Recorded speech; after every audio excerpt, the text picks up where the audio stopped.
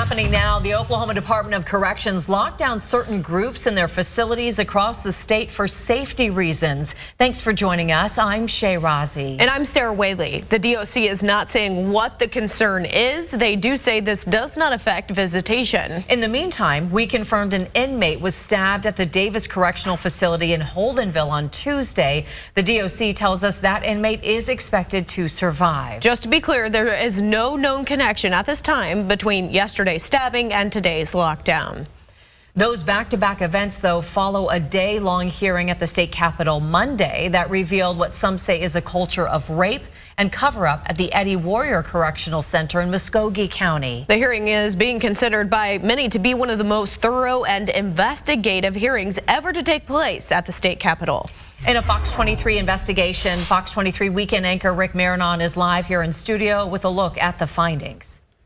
Never has there been a hearing with so much in-depth public testimony from all sides. But by the end of it, there was a feeling that many people who reported sexual assaults between not just guards and inmates, but corrections employees on each other were being retaliated against for speaking up.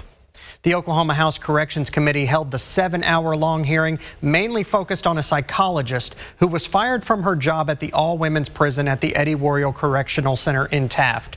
Dr. Whitney Lewis was one of 3 whistleblowers who say they tried to comply with federal regulations that require them to report sexual assaults in prisons.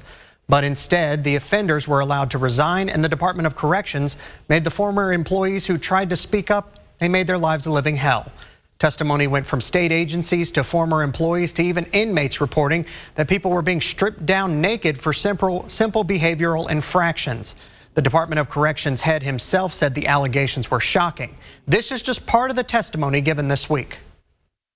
My kids ask me, like, why aren't you going to work?